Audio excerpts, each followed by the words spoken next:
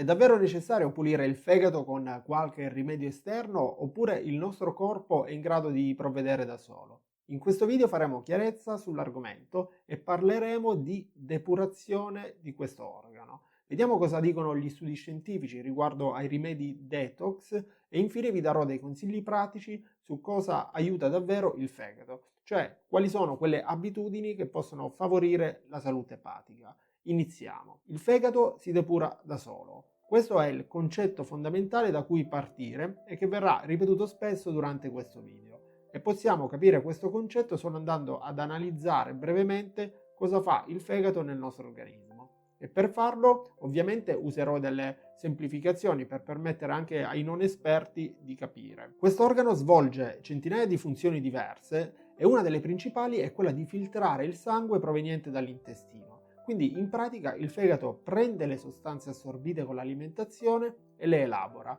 In pratica trattiene ciò che serve e va a neutralizzare, a scomporre le sostanze nocive, così che poi possano essere eliminate dal corpo.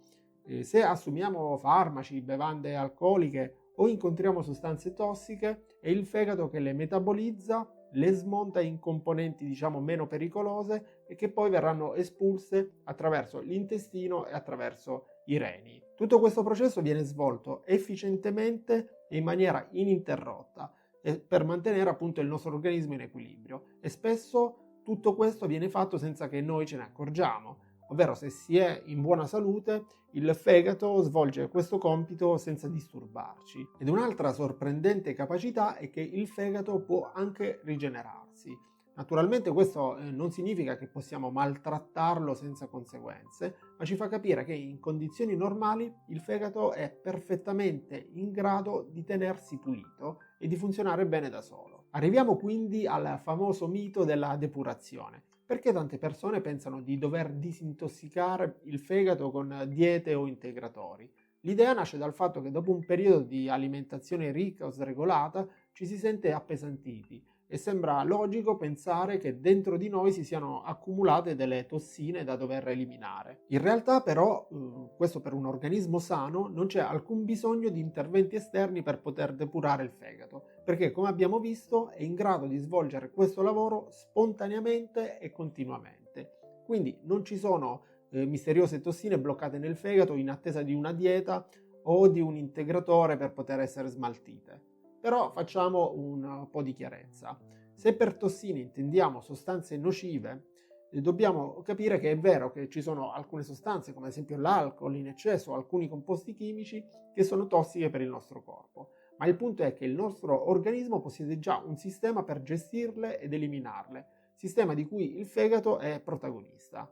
Quindi, a meno di non incorrere in situazioni estreme, come ad esempio un avvelenamento acuto, un'overdose da farmaci o un'intossicazione acuta da alcol gravissima, il corpo non ha bisogno di misure straordinarie detox. In quei casi estremi servono invece interventi medici d'emergenza come la lavanda gastrica, antidoti, dialisi e non certo una tisana depurativa. Eppure ovunque sentiamo parlare di diete detox e di prodotti miracolosi. Bisogna capire che spesso si tratta di fenomeni di marketing che sfruttano la nostra voglia di sentirci meglio e soprattutto di sentirci meglio in fretta. Il fegato non si intossica per qualche giorno di alimentazione pesante e allo stesso modo non si purifica con un rimedio lampo. Si mantiene sano o si ammala in base alle nostre abitudini nel lungo periodo. Quindi ribadiamolo, se una persona è in buona salute, il fegato si depura da solo e non ha bisogno di essere risciacquato con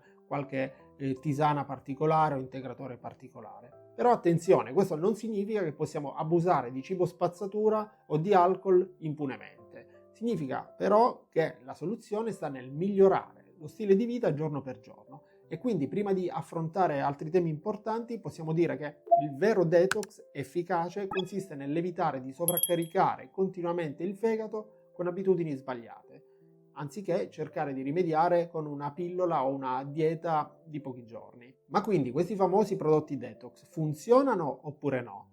Non esistono evidenze scientifiche solide, e ripeto solide, a supporto degli integratori o delle diete detox. Quindi in pratica non esistono delle prove solide che dimostrano come una persona in buone condizioni di salute possa trarre beneficio da questi prodotti. Non solo questi prodotti appaiono inutili nella maggior parte dei casi, ma in certi frangenti possono addirittura essere controproducenti. Alcuni integratori naturali venduti per depurare il fegato possono contenere sostanze potenzialmente attive e non mancano i casi di danni epatici, quindi di danni al fegato causati proprio da integratori utilizzati a finalità detox. Quindi nessuna ricerca seria dimostra che esista una scorciatoia miracolosa per ripulire il nostro corpo. Questo però ci porta al prossimo punto. Cosa possiamo fare per aiutare concretamente il nostro fegato a lavorare bene? La risposta è legata alle buone abitudini quotidiane. Io capisco che queste abitudini possano risultare meno affascinanti e più faticose rispetto a prodotti o diete detox. Tuttavia, ahimè, questi sono gli unici suggerimenti efficaci. Partiamo da un'alimentazione equilibrata. Il miglior amico del fegato è un regime alimentare sano. Mangiamo un po' di tutto, ma nelle giuste proporzioni, senza dover cadere in regimi alimentari estremi e andando invece a preferire un regime dietetico a noi caro, ovvero la dieta mediterranea. Evitiamo gli eccessi di zuccheri e di grassi saturi, perché un'alimentazione troppo ricca di calorie e di grassi può portare nel tempo al fegato grasso. Ed a proposito di fegato grasso, in questo canale troverete diversi video su questo argomento. E poi ricordiamoci di bere acqua a sufficienza ogni giorno e di evitare senza se e senza ma l'alcol. Infatti non esiste una dose raccomandabile, considerabile, sicura. Un altro aspetto riguarda il mantenere un peso sano con attività fisica. Infatti il benessere del fegato è strettamente legato al benessere del resto del corpo. Sovrappeso, obesità, specialmente se concentrati sull'addome, favoriscono l'accumulo di grasso nel fegato. Questo fegato grasso non alcolico può con il tempo infiammarsi e compromettere la funzionalità epatica. Come dico sempre, non dobbiamo diventare degli atleti, basta fare movimento moderato e costante, come ad esempio camminare tutti i giorni, andare in bicicletta, nuotare.